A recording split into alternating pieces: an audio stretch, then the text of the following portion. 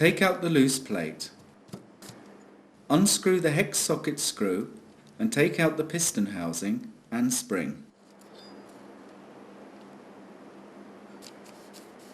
Dismantle the piston housing gasket.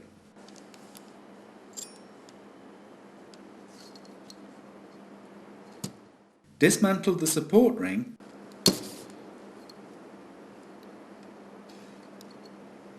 and the O-ring from the piston.